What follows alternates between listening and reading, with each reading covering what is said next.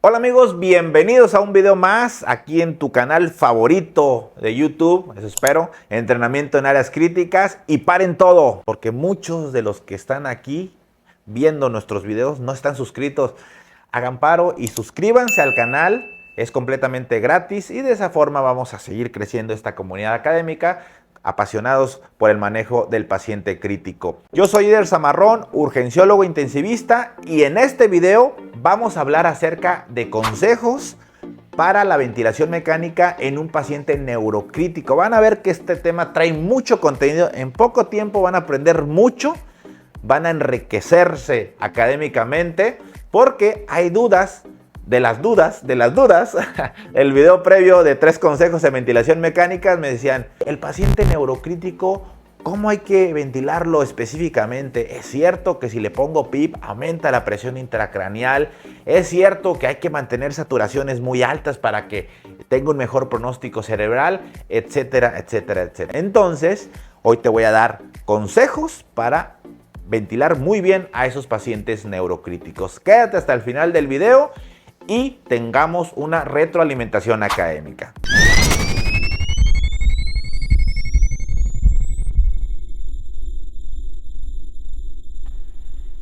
En el video de 3 preguntas frecuentes en ventilación mecánica les llamaba la atención que hay ciertas patologías que debemos de programar el ventilador mecánico por volumen, como el SDRA, como pacientes con patologías obstructivas, y como pacientes neurocríticos, que es lo que nos trae a este video. En general, el ventilador mecánico se programa de una forma muy similar, buscando objetivos de gases, de presiones pulmonares, pero específicamente el paciente neurocrítico sí necesita unos cuidados o programación especial. Empezamos por seleccionar la modalidad por volumen, que es lo que les comenté previamente. Cuando seleccionamos la modalidad convencional por volumen, hay posibilidad que sea asistido o que sea controlado. Eso no depende de la programación del ventilador per se, depende de la fuerza inspiratoria que genere el diafragma del paciente. Necesitamos que mi paciente neurocrítico se encuentre con una sedación profunda, un RAS de -5, si tenemos un BIS, que esté el BIS entre 40 a 60 al menos, algunas situaciones especiales que requerirán menos de BIS, pero en general que esté bien controlado por el ventilador mecánico en modalidad por volumen. Ya una vez que seleccionamos ese modo, vamos a programarle un volumen tidal.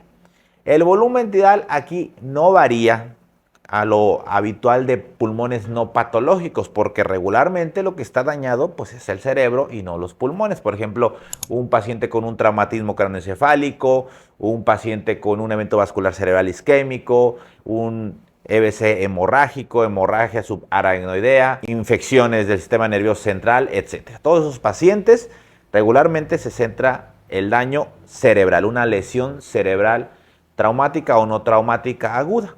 Lo que hay que hacer es programarle un volumen tidal entre 6 a 10 mililitros por kilo de peso ideal. Les voy a dejar algunos enlaces para que vayan y repasen cómo programarle este volumen tidal a mis pacientes. En general, iniciar con 8 es bastante bueno y buscar metas de presiones pulmonares aceptables. Es decir, que la presión pico nunca rebase 35 centímetros de agua, que la presión meseta siempre esté menos de 28 centímetros de agua y que la driving pressure esté menos de 15 centímetros de agua. Eso es muy importante al momento de programar el volumen tidal. Quedamos, palomita, volumen tidal entre 6 a 10, en promedio 8 mililitros por kilo de peso ideal. El punto número 2 es programarle la frecuencia respiratoria. La frecuencia respiratoria va también en un rango, regularmente va de 12 a 20 respiraciones por minuto, iniciando posiblemente 15, 16 es bastante bueno, pero no me importa un número de frecuencia respiratoria. Lo que me importa es cuánto de CO2 va a tener mi paciente, y el CO2 es resultado del volumen minuto. Aquí recuerden que el volumen minuto es consecuencia de la frecuencia respiratoria que estamos programando y del volumen tidal que ya le programamos. A mayor volumen minuto, menor CO2. Baja o barre el CO2. Está asustado. ¿Está asustado? Y a menor volumen minuto, mayor retención de CO2. El CO2 aquí es un punto muy importante en el paciente neurocrítico. Repito, muy importante. El hecho de tener un CO2 normal evitará una vasorreactividad de las venas o arterias cerebrales. Es decir, mantener un CO2 entre 35 a 40 milímetros de mercurio es bastante bueno. En alguna literatura también marca que es recomendable buscar el CO2 acorde a los metros sobre el nivel del mar que se encuentre mi paciente. Recordemos que a mayor altura sobre el nivel del mar, menor cantidades de gases y menor CO2. Por ejemplo, en la Ciudad de México, que están a más de 2000 metros sobre el nivel del mar, hay una menor presión barométrica y el CO2 lo manejan alrededor de 32, 33 milímetros de mercurio. Pero en general, entre 35 a 40, 35, algunos marcan a 38 milímetros de mercurio de CO2, es bastante bueno. ¿Por qué? Ahí les voy a decir el por qué. Más de 40, sobre todo más de 45 milímetros de mercurio de CO2, causa esa hipercapnia, una vasodilatación. Las venas y las arterias se hacen más dilatadas. Y recuerden la teoría o doctrina de Monroe Kelly, contenido y continente. El contenido del continente es tejido cerebral, líquido cefalorraquídeo y sangre que van en los vasos. Y el continente pues es hueso, bóveda craneal. Si hay un aumento de uno de esos tres contenidos, aumentará la presión intracraneal. ¿Qué creen? La característica de este tipo de pacientes neurocríticos es que esté más de 20 o 22 milímetros de mercurio. Hay un aumento de la presión intracraneal. Entonces, si nosotros vasodilatamos a mi paciente de las arterias y venas cerebrales, va a tener más sangre y va a aumentar más la presión intracraneal. Peor pronóstico para sus pacientes en este tipo de situaciones. Ahora dicen ustedes, bueno, pues entonces lo que voy a hacer es llevármela al otro extremo. Que el CO2 esté bajo y va a haber una vasoconstricción y baja la presión intracraneal. Sí, pero ¿a costa de qué? A costa de un menor riego sanguíneo porque hay vasoconstricción. Ese riego sanguíneo disminuido va a condicionar una isquemia cerebral mayor. Híjola, así que le vamos a añadir una lesión a algo que ya tiene esa lesión primaria. Así que mucho ojo, regulen muy bien su CO2 antes de 20 minutos que esté intubado su paciente. Ya tienen que tener o una gasometría arterial o una capnografía para buscarle ese CO2. Solamente recuerden que si es por capnógrafo es un poco menos de CO2 que el arterial. Ahí podrían andar entre 30 a 35 de CO2, ET-CO2 o CO2 exhalado en la capnografía, en lugar de los 35 a 40 que es cuando se hace con una presión arterial a través de una gasometría. Otra palomita muy importante es el FiO2, la fracción inspirada de oxígeno que le pongamos. Ustedes pasan por un monitor de un paciente intubado, un neurocrítico que estamos comentando en esta situación, aunque en general en cualquiera pasa lo mismo, y lo ven que está saturando al 88%. ¿Qué hacen? A ver, piensen y sean honestos, ¿qué hacen ustedes cuando ven y pasan un paciente intubado saturando al 88%? Dicen, ¿sabes qué? Pues déjame, le subo el FiO2. Está en 50, le pongo en 60, le pongo en 70 para que sature arriba del 92-94%. ¿Y qué pasa cuando mi paciente está saturando al 100%? Muchos de ustedes ya se asustan, pero otros dicen, satura al 100%, qué chido, está bastante bien al 100%, no me preocupo. No, tanto la hipoxemia como la hiperoxemia son deleterias. Esta calavera significa ¡peligro! Claro, la hipoxemia, menor llegada de oxígeno a los tejidos, va a causar mayor muerte celular, mayor fallas orgánicas múltiples, pero también la hiperoxemia va a causar más liberación de radicales libres de oxígeno, destrucción de todas las células, de las membranas celulares, de los mitocondrias, etc. Y también va a causar mayor fallas orgánicas múltiples. Así que se recomienda mantener una saturación periférica de oxígeno entre 94 al 97% en este tipo de pacientes, o una PaO2 entre 60, 70 a máximo 100 milímetros de mercurio de presión arterial de oxígeno. Digo, les damos la opción que puede ser no invasivo, con la saturación periférica como tal, con un pulso oxímetro, o también cuando tomen la gasometría vean que esté en rangos aceptables. Y otro punto, ya de los últimos que vamos a tratar, que es el PIB. Muchos de ustedes dicen, el paciente neurocrítico no se le puede poner PIB, porque esta presión positiva al final de la expiración va a ocasionar una interacción deletérea con el cerebro, esa interacción cerebropulmonar que le llaman, porque aumenta la presión torácica y disminuye el retorno venoso de los vasos sanguíneos cerebrales y aumenta la presión intracraneal. Y la respuesta es sí, pero no. Regularmente, poner un PIB entre 5 a 10 centímetros de agua no te va a causar ningún problema de interacción deletérea.